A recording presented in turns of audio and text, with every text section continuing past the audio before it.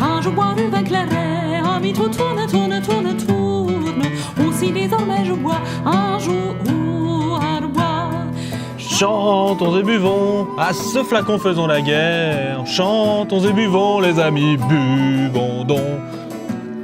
Par pitié, filez-lui un truc à bouffer pour le dégriser, sinon je le flingue. Ok, on passe à l'entrée du coup. Alors ça tombe bien, je nous ai préparé des radis maison. Vous m'en direz des nouvelles. Des radis pour Noël? Mais vous faites un concours du repas le plus pourri ou quoi? Oh, juste une simple blague. Et vous avez couru, cher monsieur. Farcir nos amours, nos peines, nos haines, nos querelles. Pas de vacances, pas de dimanche, overbooké. Faut qu'il assure, toujours présent à l'appel. Pourtant il aimerait se faire un peu moins prier.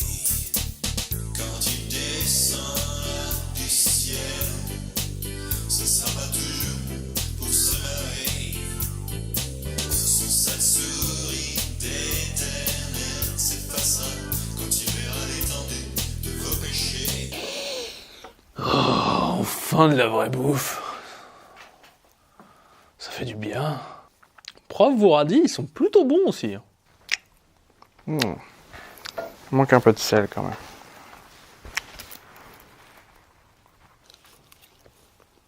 Bon, faut que je vous parle d'un truc, c'est ça?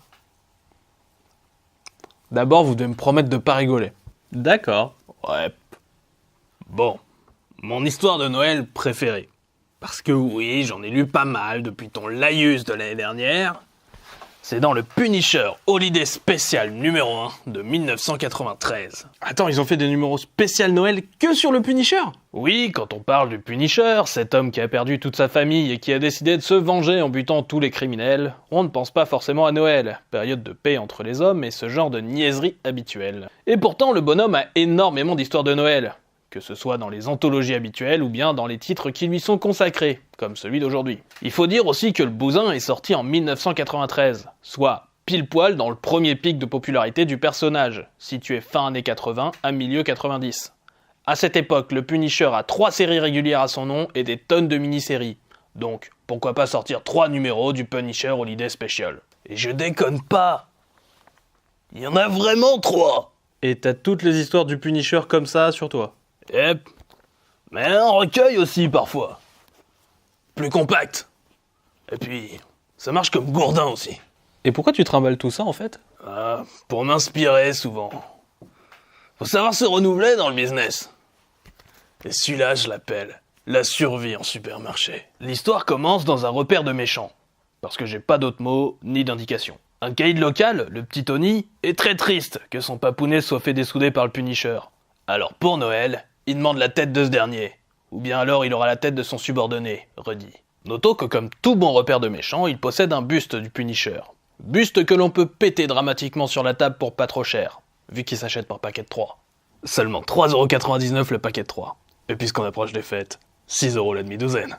Pendant ce temps, le Punisher, qui a gardé son bandana rouge depuis qu'il a adoré la série des Rambo, est plutôt clément. Plutôt que de tirer dans le tas, il fait seulement peur aux gens, et laisse une chance à celui qui reste, en lui demandant de livrer une grosse info. Apparemment, les hommes du petit Tony s'apprêtent à attaquer un immense centre commercial la nuit du 24 décembre, pour piquer le gros lot.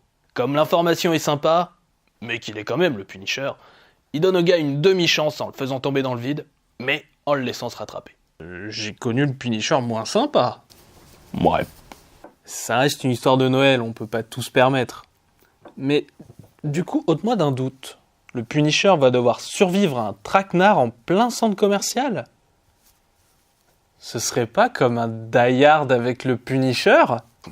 Yep, plus ou moins. Ouais. Bref, le dézingueur au crâne se faufile parmi le centre commercial. Notons que pour plus de discrétion, il a enlevé son bandana rouge. Mais pas son t-shirt au crâne blanc, parce que merde, faire des efforts pour la discrétion, ok, mais perdre du charisme ça jamais. Il laisse quelque part dans le magasin son sac d'équipement, et n'a pas remarqué qu'il est surveillé par les caméras de sécurité de tout le magasin. Sauf qu'à un moment, le Punisher fait mine de partir, et qu'il le perde de vue. Erreur numéro 1. Dans la jungle, il ne faut jamais perdre le prédateur de vue. Mais en fait, tu te prends pour le Punisher ou pour Kraven le chasseur? L'ayant perdu de vue, les malfaiteurs referment quand même le piège. Et le Punisher, caché sous une voiture d'exposition, le remarque. Il sait que c'est un traquenard. À partir de là, il va cesser de poser des pièges. Comme pourrait le dire Rorschach, il n'est pas emprisonné avec eux, c'est eux qui sont emprisonnés avec lui. Un exemple, on peut prendre la voiture sous laquelle il est caché. Le Punisher commence par percer le réservoir, puis il sort, tire un peu jusqu'à vider ses munitions, retourne à la bagnole, envoie la voiture sur les malfrats en calant la pédale d'accélérateur avec le flingue vide, saute de la voiture avant le choc, et finit ce qui reste en enflammant l'essence sortie du réservoir percé. Un bien bel exemple de débrouillardise. Faut dire aussi qu'on lui a piqué son sac au Punisher, et qu'il s'est retrouvé fort dépourvu quand la castagne fut venue. Bon, ok, c'est sympa la violence et tout, mais ça fait pas très Noël, non? Bon, déjà, on dénigre pas la violence comme ça, et ensuite on y arrive. Le Punisher n'a plus son sac d'équipement. Et les vilains commencent à utiliser son arsenal contre lui. Plus qu'une cartouche dans le fusil à pompe, et pan, plus d'électricité. Et comme une surprise n'arrive jamais seule, il y a une jeune fille qui dormait dans le centre commercial. L'ordre est donné de la supprimer, mais notre dézingueur ne l'entend pas de cette oreille. Et paf, le couteau. La gamine se réfugie dans un conduit d'aération, où se trouve déjà le Punisher. Il interroge un peu la gamine, qui se déplace dans les conduits du centre depuis des mois, depuis qu'elle a fui de chez elle pour échapper à son père, qui, apparemment, est pas du genre sympa. Les voilà donc qui vont coopérer, et elle va commencer par lui montrer les meilleurs passages pour se faufiler. Oui, forcément, fallait bien un chiard dans une histoire de Noël. Le Punisher commence donc à utiliser l'arsenal qu'il a sous la main. D'abord, des boules de Noël pour attirer l'attention. Puis il empale un homme de main avec les bois des rennes du Père Noël. Ah, la poésie de Noël. Alors oui, ok, je vois le côté Noël, y a pas de souci, mais je suis pas tout à fait sûr qu'on soit dans l'esprit des fêtes, la paix entre les hommes, tout ça. Non mais tu m'as bien regardé. Ouais, non, c'est vrai, ouais. Continue. Le Punisher et la gamine se séparent, car il est temps pour la scène obligatoire de combat rapproché. Bien sûr qu'on y utilise des armes un peu glauques. Bien sûr que le Punisher est en détresse à un moment. Et bien sûr qu'il s'en sort à la fin. Enfin, si on doit comparer un film d'action américain, on doit approcher de la fin. Vu que l'un des péons avait un nom, une sorte de mini-boss quoi. Donc, il est temps de passer à la scène d'action finale. Le showdown entre le Punisher et Ruddy, le sous-fifre. Pour bien coller au cliché du film d'action, celui-ci tient en otage la gamine et somme Frank Castle de sortir. Une silhouette avec un logo au crâne blanc sort de la fumée. Volée de coups de feu. Mais c'était un mannequin avec le vêtement iconique. Et le Punisher saute torse nu dans la mêlée, en portant un sapin gigantesque dans sa chute. Et cette simple phrase qui a sa place parmi les meilleurs one-liners du monde. Je vais leur donner la paix sur Terre. Je vois tellement Stallone dire cette réplique. C'est beau. Seulement, notre Punisher tombe à court de balles avant de pouvoir dessouder le vil Ruddy. Et bien sûr, c'est la gamine qui sauve le Punisher ce coup-ci. Et Castle fait un deal avec le sous-fifre. Si lui et la gamine sortent d'ici, il a la vie sauve. Oh, bien sûr, Frank sait qu'un coup fourré l'attend, et qu'on ne le laissera pas partir comme ça. C'est donc Ruddy qui est forcé d'y aller le premier, et se fait trucider par ses propres hommes, dans son propre traquenard. Il est d'eux d'attendre jusqu'à l'aube dans le centre commercial. Dans mon monde, pas de réduction ou de paiement différé. Dans mon monde, on paie coûtant.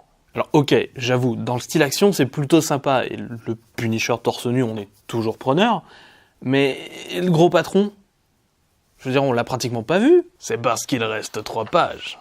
Petit scarabée.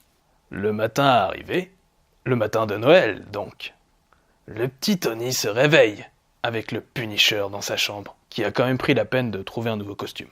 Il lui a même amené un petit cadeau. Après tout, celui-ci voulait bien une tête pour Noël, non? Bingo! Avec Le Parrain et Seven, j'ai fini ma grille de référence de film. Ouais! Quant à la gamine, elle rentre bien chez elle. Mais avec la police qui vient d'embarquer le père, ils auraient quelques petites questions à lui poser. Et le Punisher s'en va au loin dans le froid. J'ai entendu une histoire un jour. Un mec est mort pour sauver le monde. Vous oubliez les détails. On se demande ce qui a sauvé. Tu fais ce que tu peux. Peut-être que c'est assez, peut-être pas. C'est l'intention qui compte. Et voilà, C'est mon histoire de Noël préférée. Et pas que parce que c'est une histoire du Punisher. Même si j'avoue, ça joue beaucoup. Alors, ok, ça joue pas dans les règles avec ce que doit être une histoire de Noël. Mais une partie du folklore récent, ça joue quand même beaucoup sur l'idée de punir les vilains et récompenser les gentils. Et en sens, cette histoire, elle marche, bordel. Tiens, C'est quoi? c'est la bougie. Pour que tu l'allumes. C'est ridicule, mais allez. Pourquoi pas?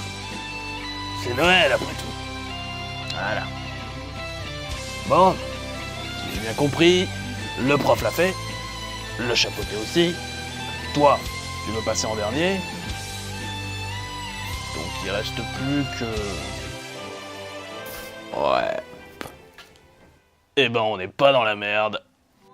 Un souffle qu'en faisant la guerre, chantons et buvons mes amis, buvons donc, chantons